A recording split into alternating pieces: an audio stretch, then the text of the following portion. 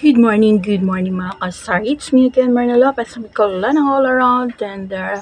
So today is Tuesday. So ayan, meron lang ako i-share sa inyo mga kasar, mga kaibigan. So pero bago yan, so kung hindi pa po kayo nakaka-subscribe sa aking channel, please pindutin ang notification at i-like and subscribe.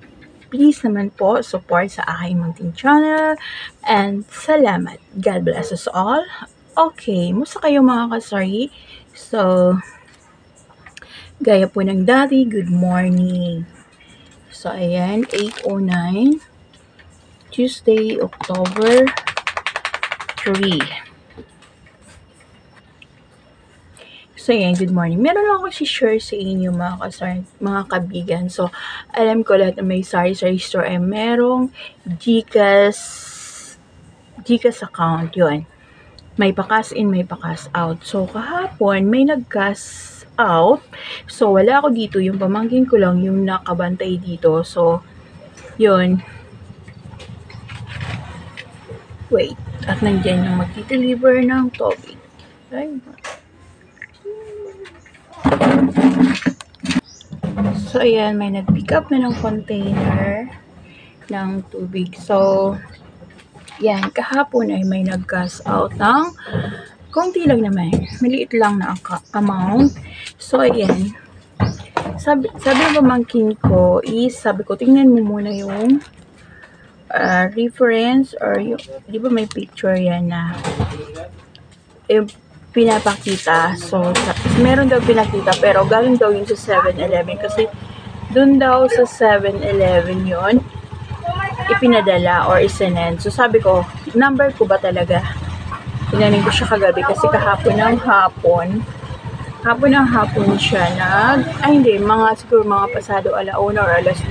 So, pasado alauna siguro yun. Pero naglalunch ako, yung pamangkin ko din sabi, Auntie, may magpapakas out. Ganito yung account. So, sabi ko, sige, bigyan mo na, bawasan mo ka ako ng charge. So, yun nga, binawasan. So, yun.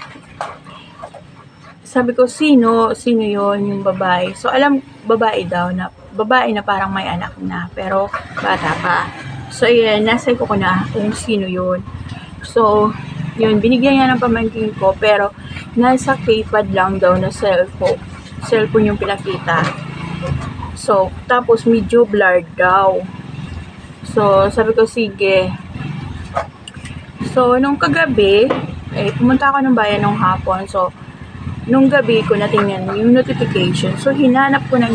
So, wala talaga dun sa notification na may nag-cash out ng ganitong amount.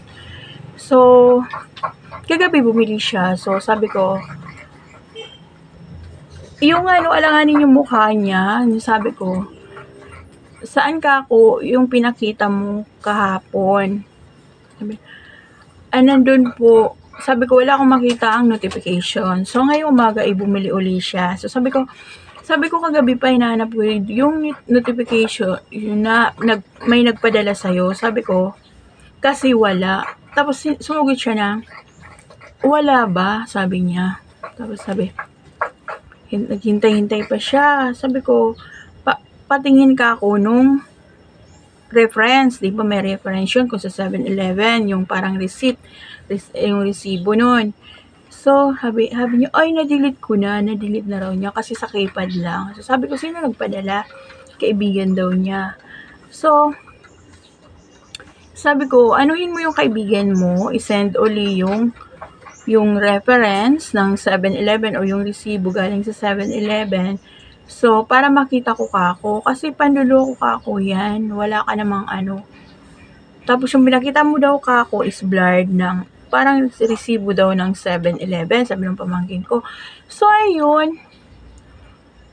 Nag-iisip-isip siya. Tagal siya din. Ay, wala ba? Tinanong ko ulit siyang ngayon. Kanina lang. Kasi bumili siya. So, sabi ko, anuhin mo yung, tinanong ko nga siya kung sino nagpadala sa kanya. Sabi ko, hingin mo uli doon. Barkada daw niya. So, alanganin yung sagutan niya. So, sabi niya, ibabalik na lang daw niya kung wala. Maya-maya, o sige balik mo ka ako. Kasi pag once na meron ka akong lumabas dito sa notification, ibabalik ko din yan. Kasi wala siyang so sabi niya ibabalik daw niya. So gusto ko sabihin, talagang wala. Talagang nagpapalusot lang siya kung makalusot. Kasi tinitingnan ko talaga yung notification, talagang meron yung mga transaction, magkano pumasok, yung mga nag-cash in, nag-cash out. Sa katunayan, yung mga nagka-cash in dito at nagka-cash out, mga small amount lang, mga 500 to 1K, depende na lang kung merong magka-cash in at magka-cash out ng malaki-laki. So yan mga kasarish, kaya be aware tayo. Talagang dapat ay ngayon lesson learned to sa akin.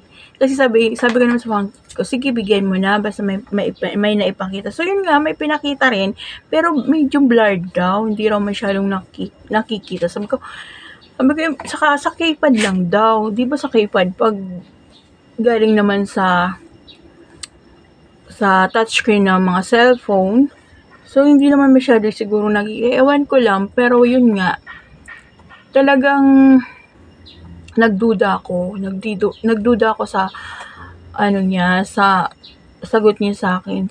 Tapos sabi niya, ibabalik ko na lang kung wala. O di gustong sabihin is, hindi yun totoo yung pinakita niya, na wala talaga siyang dapat i-claim, dapat wala siyang i-cash out. Kasi tingnan nyo, kahapon pa ang tanghali, mga pasado 1:00. So ayan, binalik niya kanina. So sabi ko, kung may papakita kang pruweba na talagang yun ay galing sa 7-Eleven, or kung sabi mo nga ay na-delete mo na or dinilit mo na, so anuhin mo yung kaibigan mo na i-send uli. Kasi kung nandun pa naman yun, kung halimbawa, syempre touchscreen naman siguro yung cellphone ng kaibigan niya, tapos sinend sa kanya na keypad yung cellphone niya.